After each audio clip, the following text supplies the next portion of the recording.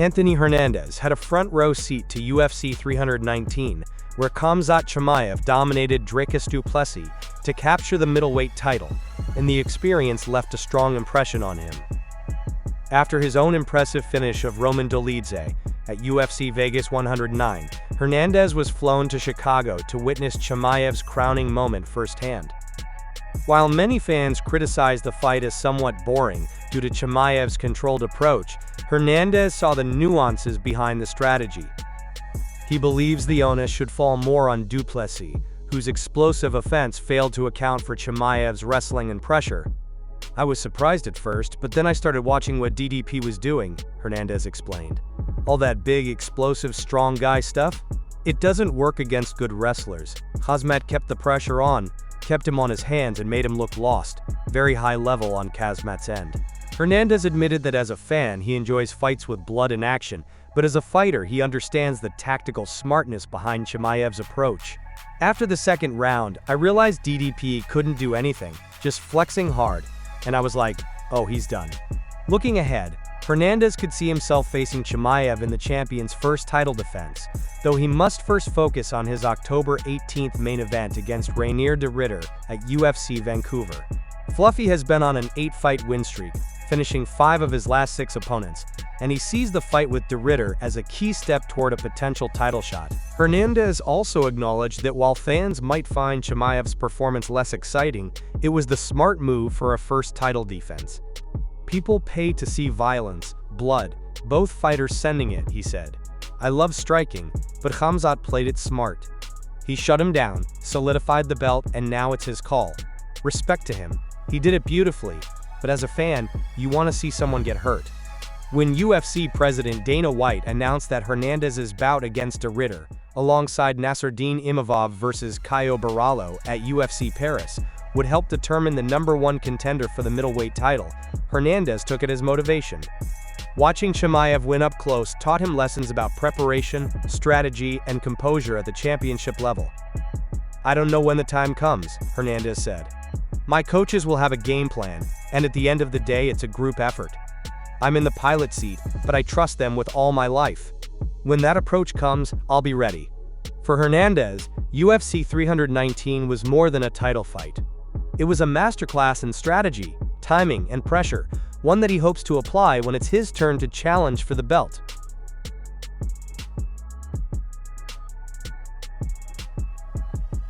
UFC 322 at Madison Square Garden is set to showcase one of the most significant women's fights in recent history, as Valentina Shevchenko and Zhang Weili meet in a co-main event that already has fans and fighters buzzing. Zhang has vacated her strawweight belt in order to step up to flyweight, a move that instantly raises questions about how her smaller frame will fare against one of the most physically imposing and technically polished fighters in the sport. Robert Whittaker recently weighed in on the matchup, pointing out that size matters when champions meet at the very top level, and suggested Shevchenko's physicality could be the deciding factor. Shevchenko, now 36, is approaching this fight with an urgency that reflects her legacy goals. Having lost and then reclaimed her belt in a trilogy with Alexa Grasso, she understands what is at stake in every fight at this stage of her career. Beating Zhang, a 2-time strawweight champion who has built her reputation on speed, power, and relentless pressure, would add another monumental win to a resume already stacked with victories over names like Joanna Jędrzejczyk, Holly Holm, and Jessica Andrade. For Zhang, this is a leap into uncharted territory. Her dominance at 115 pounds has never been questioned, but moving up to 125 puts her against bigger, stronger competition who have been cutting down from higher natural weights. Still, Zhang has built a career on defying expectations, and her explosiveness, conditioning, and willingness to engage in firefights make her a threat to anyone, even a champion as seasoned as Shevchenko. The matchup is about more than belts. It's a clash of legacies, with Shevchenko determined to solidify her place as one of the greatest fighters in women's MMA history, and Zhang looking to prove that her skill and power can translate to another division. While the UFC 322 headliner between Islam Makhachev and Jack Della Maddalena will carry the promotional weight of a champion versus champion battle, Shevchenko versus Zhang may well be the fight that defines the night, as two of the most accomplished female fighters of their era collide in a showdown of speed, skill, and willpower.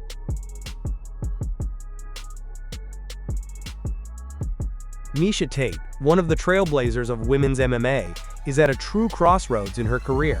The former UFC women's bantamweight champion, now 39, has revealed she's unsure if she'll step into the octagon again, admitting she may already be leaning toward retirement for a second and final time. Cupcake first called it quits in 2016 after consecutive defeats to Amanda Nunes and Raquel Pennington, only to make a surprise return 5 years later.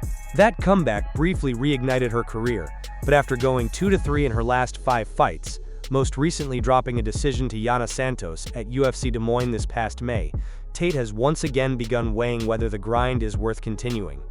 On the Jackson podcast, Tate explained she technically has 1 fight left on her UFC deal, but she has no intention of signing a new contract.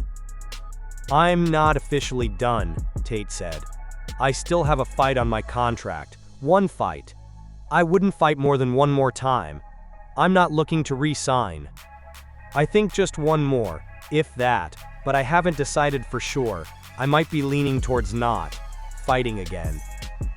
That candid admission makes it clear Tate is not only considering her future, but also her legacy. With a 7-7 UFC record across 14 appearances and a storied 30-fight career dating back to her debut in 2006, Tate has already secured her place as one of the most important figures in women's MMA. Her crowning achievement came in 2016 when she submitted Holly Holm at UFC 196 to capture the bantamweight title, the very belt first held by her rival Ronda Rousey. Unlike many of her contemporaries, Tate has ruled out chasing a payday in boxing. With former UFC stars like Luke Rockhold, Tyron Woodley, and Anderson Silva crossing into that arena, it's become a common move for veterans, but Tate made it clear that won't be her path. "Boxing, for real? Like, I'm not gonna go do that," she said. Instead, Tate suggested she could explore grappling competitions in the future, particularly under the UFC's recently launched BJJ banner. That route would allow her to stay active in combat sports while avoiding the punishment of striking heavy contests.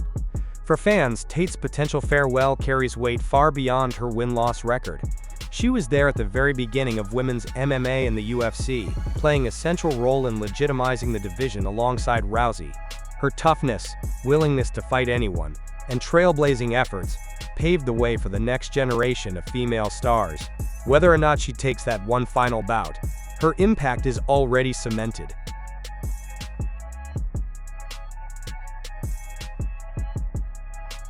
Nina Marie Daniele, better known online as Nina Drama, has officially stepped away from creating UFC-related content, and fans are having mixed reactions.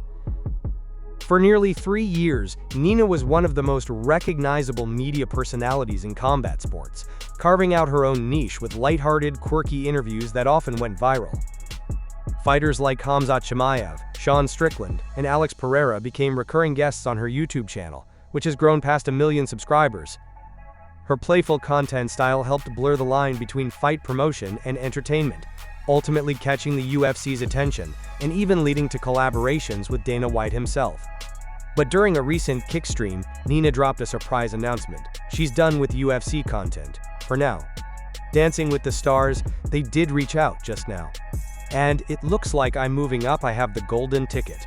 So I'm no longer doing UFC content anymore. The pivot marks a huge step into mainstream entertainment, as Dancing with the Stars is one of America's most widely watched shows.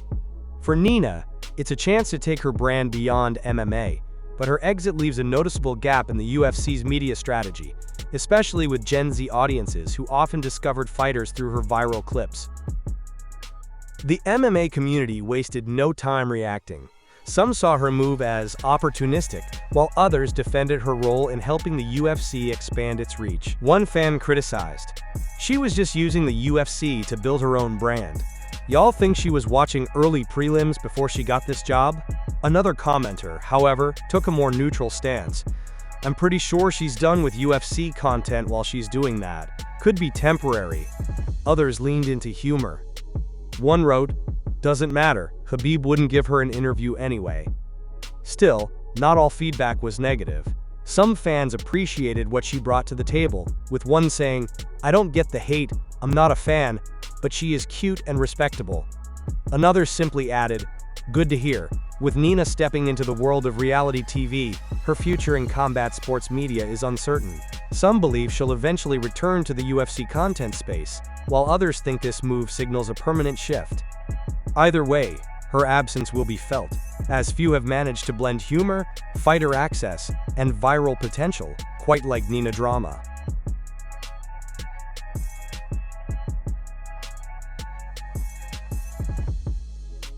Tony Ferguson's recent success in the boxing ring may be opening the door to an unlikely rematch with a familiar face from a decade ago. After stopping Salt Papi at Misfits Boxing 22 to claim the interim middleweight title, Ferguson has started to rebuild momentum in his career, and it hasn't gone unnoticed by one of his former UFC opponents. Josh Thompson, who shared the cage with Ferguson back in 2015, revealed on the Weighing In podcast that he's open to a potential boxing match against Ferguson. The two first met at a time when Ferguson was beginning his surge toward lightweight title contention. Their fight was a grueling affair, with Ferguson overwhelming Thompson to win a clear decision. Thompson later admitted that the loss served as a reality check for him, showing the difference between where he was in his career and where Ferguson was headed. Now, with Ferguson reviving his fighting spirit under boxing rules, Thompson acknowledged that stepping into the ring with him again isn't out of the question. For Thompson, who hasn't fought since a 2017 knockout defeat to Patricky Pitbull Freire before formally retiring in 2020, the idea of lacing up the gloves again comes with caveats. He noted that boxing is easier on the body compared to MMA, requiring less wrestling and grappling grind, and admitted he's already had discussions with Misfits about possible fights. The prospect of facing Ferguson again, he suggested, would depend on timing, interest, and pay. The matchup would continue a trend of veterans finding new avenues in combat sports once their MMA days are behind them. Frankie Edgar recently announced a return under bare-knuckle rules, and now Thompson could be tempted to do something similar, albeit in a boxing ring.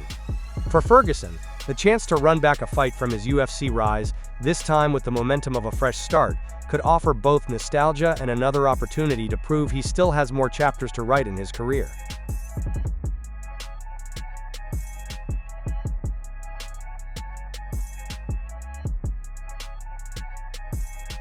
Colby Covington is once again making headlines with his trademark mix of bravado and persistence as he looks to bounce back from a rough stretch in his career. The former interim welterweight champion hasn't stepped inside the octagon in 2025, following a brutal TKO loss to Joaquin Buckley last December. That setback marked his second consecutive defeat, with the first coming against Leon Edwards in December 2023, creating the first losing streak of Covington's UFC career.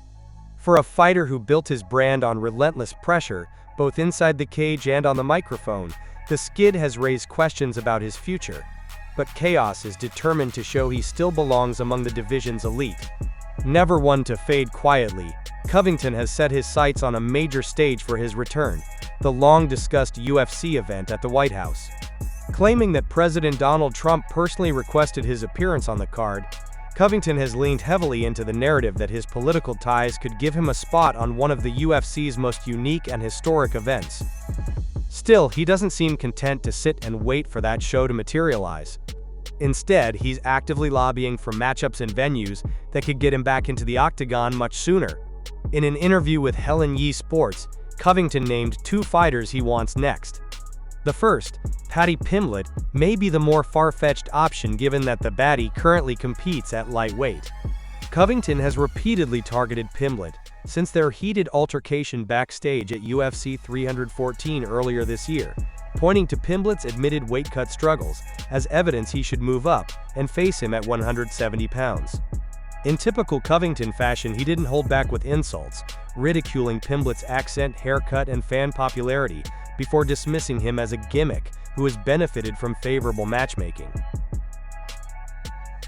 The second name on Covington's list, Gilbert Burns, represents a far more realistic and compelling fight. Burns, a former title challenger, has faced the very best at welterweight and, like Covington, is aiming to climb back into the mix after a few setbacks of his own.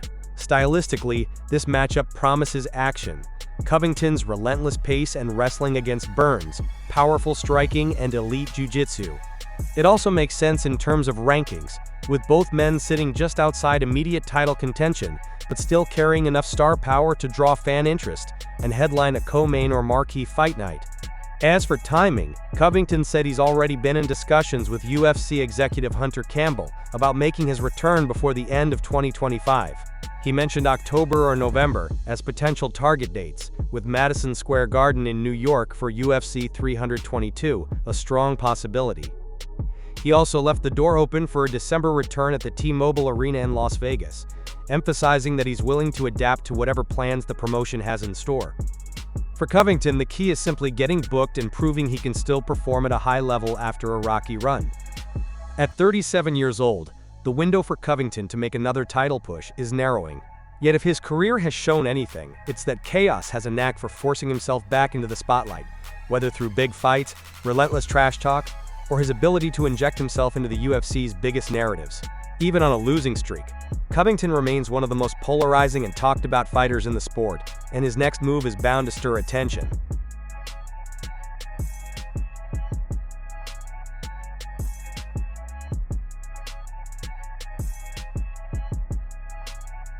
Frankie Edgar is lacing up the gloves once again, but this time, he's trading the cage for the squared circle of bare-knuckle fighting.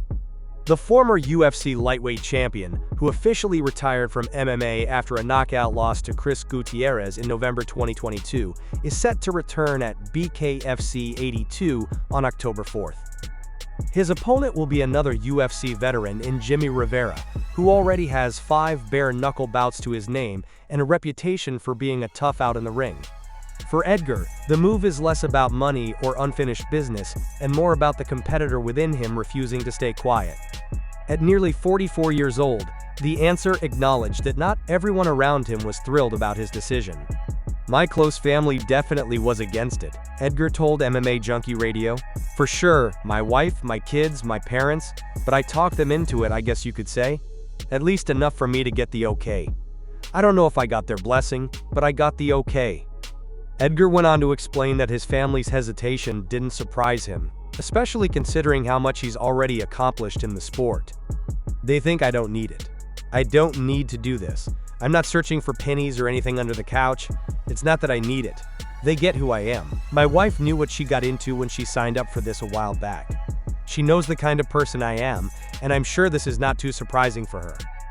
During his storied MMA career, Edgar captured the UFC lightweight title and defeated legends like BJ Penn, Charles Oliveira, Uriah Faber, and Yair Rodriguez. Though his later years were marked by setbacks, his relentless pace, iron chin, and never-quit style made him one of the most respected fighters of his era. Now, after nearly 2 years away from competition, Edgar is preparing to find out whether his skills and his fighting spirit can translate into the bare-knuckle arena. With Rivera already seasoned in BKFC rules, the bout promises to be a tough test right out of the gate. Whether this comeback proves to be a final run at glory or simply one more challenge for the New Jersey legend, fans will be watching closely to see if the answer still has answers left to give in combat sports.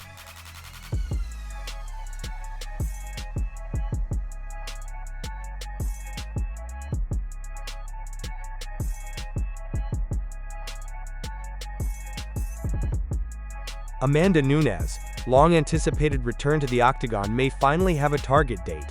Widely regarded as the greatest female fighter in MMA history, the Lioness shocked fans earlier this year by announcing she would come out of retirement after walking away from the sport on top in 2023. Her last appearance came at UFC 289, where she dominated Irene Aldana to secure her 11th title fight win before laying down both of her championship belts. Now, with her name back in the USADA testing pool and her eyes firmly locked on current bantamweight champion Kayla Harrison, Nunes is preparing for what could be one of the most high-profile matchups in women's MMA history. The two squared off inside the cage at UFC 316 after Harrison tapped Juliana Pena, teasing the type of superfight fans have been clamoring for. Despite the buzz, a fight date has yet to be finalized. However, Nunes, longtime coach Dean Thomas recently shed light on when the two-division legend expects to return. Speaking on UFC Unfiltered, Thomas revealed that Nunes is already back in training camp mode and is targeting a comeback before the year is out. "We in the lab cooking now," Thomas said. "Me and Amanda, she's putting a team together. We are cooking now and she's hoping for December." According to Thomas, Nunes is fully healthy and eager to get back into competition after nearly 2 years away from structured training camps. She was like, "I'm going crazy. I gotta find something to do." She's healthy. She has no injuries, and we're right now in the process of organizing her life and camp and training so that she can just get to the fight in December, if it happens in December. No injuries. Just as strong and as clean as possible. As of now, the UFC has not announced any December cards, though the final pay-per-view of the year traditionally takes place in Las Vegas. If the promotion locks in Harrison versus Nunes for that slot, it would instantly become one of the biggest fights of 2025. For Nunes, it's not just about reclaiming her spot on the throne, it's about proving once again that she can rise to the occasion against one of the most decorated athletes to cross into MMA. And for Harrison, it's the chance to dethrone the very fighter many consider the women's GOAT.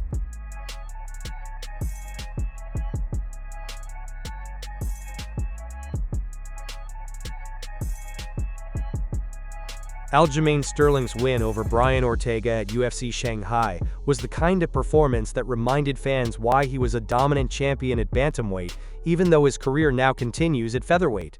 He outclassed Ortega with sharp striking, relentless pressure, and a game plan that showed he's adapting well to his new division. But the surprise came after the fight, not in the octagon, but in his DMs. During a video with his teammate and friend Merab Dvalishvili, Sterling revealed that Sean O'Malley, the man who dethroned him back at UFC 292, reached out to send an unexpected message of respect. According to Sterling, Suga complimented his showing with genuine praise. "Holy C, you look good. Nasty jab, creative, strong, beautiful performance." For many, it was shocking to hear, given how heated things had been in the build-up to their title fight in Boston nearly 2 years ago. Sterling, who admitted he didn't write back, still seemed caught between appreciating the message and remembering the bitter taste of losing his belt to O'Malley.